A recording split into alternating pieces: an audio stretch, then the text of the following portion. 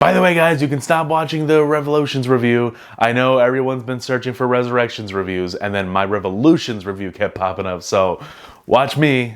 Hey. The Matrix Resurrections is the latest example of Hollywood studios bringing back old franchises and giving them new life. Only this time, it's not a total disaster. We have both Keanu Reeves and Carrie-Anne Moss returning to their iconic roles as Neo and Trinity. No Lawrence Fishburne though, but we do get Jada Pinkett Smith back, as well as a new cast of Matrix characters that, well, we'll find out about. This film also saw the return of only one Wachowski, so mathematically speaking, this is only going to be half as good as the original three. Oh, what the hell do I know? I went to summer school for math.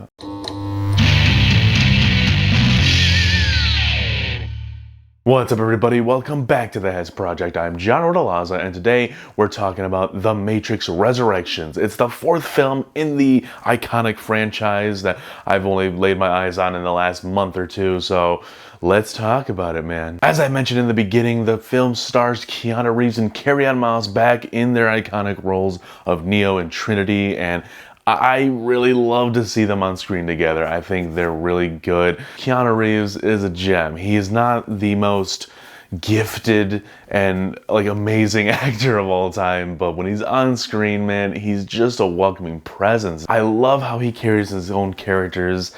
He's just a gem. Carrie-Anne Moss in these films as Trinity, I love her, dude. She's such a badass and such a great actress. I'm gonna try to keep this spoiler free because I kind of plan on rewatching the film during the next week so that I can give you a more in-depth spoiler talk, because this is still a Matrix movie. There is some depth in it, and I do want to rewatch it so I make sure I don't miss anything. Let me just start off by saying this movie is extremely meta. It's so self-aware of itself and the Matrix. It makes jokes about the Matrix. This new Thomas Anderson is the game developer of the Matrix trilogy. I have no problem with them making the original trilogy like a video game series. That's kind of cool, but once you get more and more into this world, and then they say that the company he works for is called Deus Ex Machina, and then they name drop Warner Brothers as their parent company, and they're looking to greenlight a fourth installment to the trilogy, what? I would kind of put that stuff in the same bin as Deadpool breaking the fourth wall, because it's kind of similar, but we knew that from the trailers and just the nature of the character of Deadpool. That's what he does, so we were expecting that. So it comes across very jarring to hear this new guy just say, oh, Warner Brothers, blah, blah, blah. I don't like it. It's weird. With all that meta stuff going on, that kind of transitions us into talking about the tone and the look of the movie.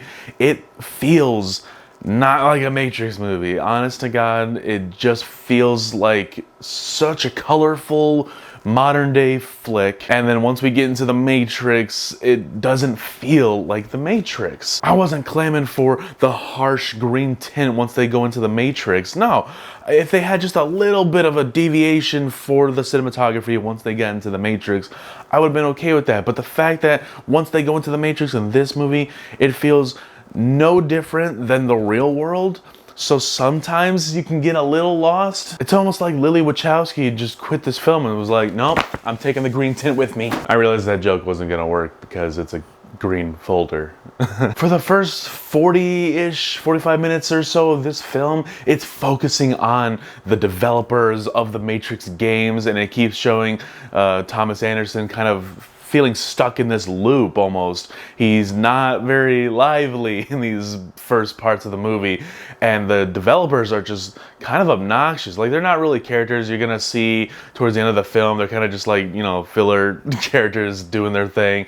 But they kept talking about the Matrix, how, oh, we can't make this fourth one, the same as the original. It can't be a copy, a beat for beat remake or anything. It's got to be something original with new and innovative ideas. I'm just sitting in the theater like, all right, this movie better be exactly that. If you're putting that type of meta stuff in your film, you're kind of setting yourself up for failure, because you're setting an expectation for the audience, and now you gotta live up to it, and I just don't feel like this movie did. Once we get back into the Matrix and Thomas Anderson, who's the same Thomas Anderson as the one we've seen in the original films, he's brainwashed. He has no memory of that stuff, just he gets little bits here and there. He's slowly piecing it all together. For the most part, he's a clean slate, and they hooked him up with a big old prescription of blue pills, so he is very much locked into this new Matrix. Maybe after the Matrix was rebooted at the end of Revolutions, they kind of gave it a new look. Maybe that's like implied, because the Matrix to me always felt like this lifeless world with the tint, of course, but it felt like something. I always felt like I was being transported to this world when I was watching those three films. If I loved them or not, I felt like I was in a new world watching them. This movie, I just felt like I was watching a modern flick in my local theater. Man, even the action in here is kind of underwhelming.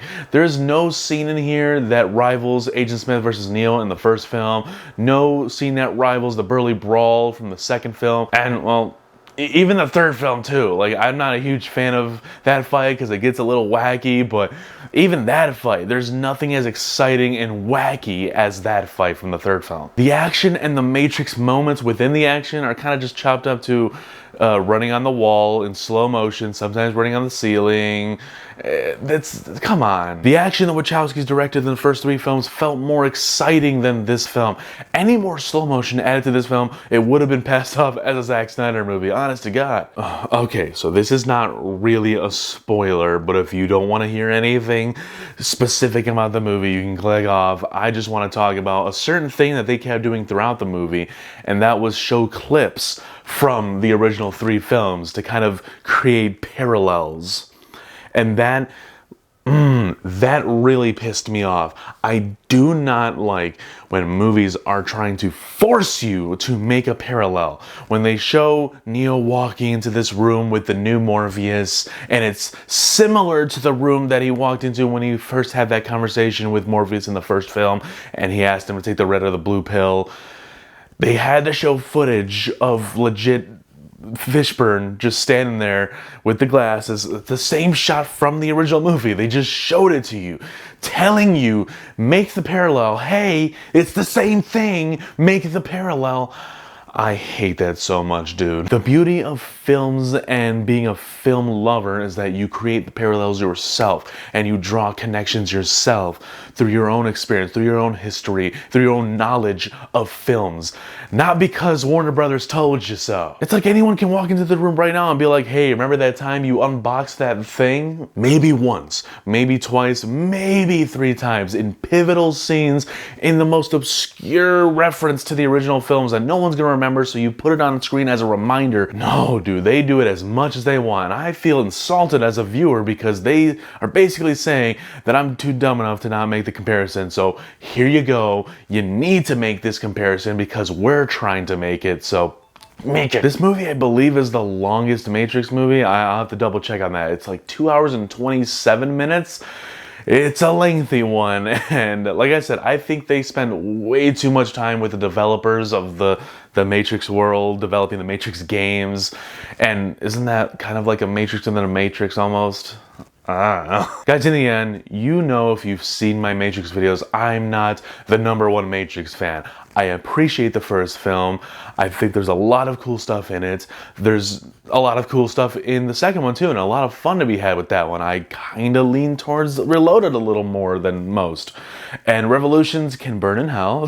This movie has elements of the Matrix lore and the Matrix from the original trilogy that I like.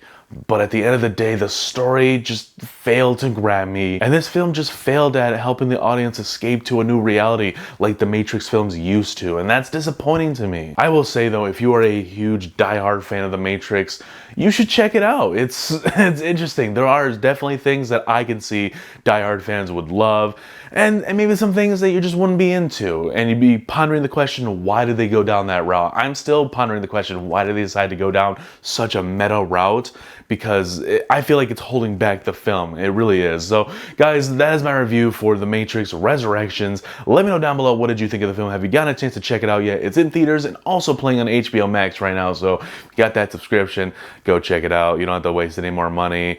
But, you know, I would check it out on the biggest screen possible. It looks really nice. So, leave a like and subscribe to the channel if you're new, guys. And if you haven't yet, go check out my reviews I posted of The Matrix Reloaded, and The Matrix Revolutions. Complete the 4 movie set.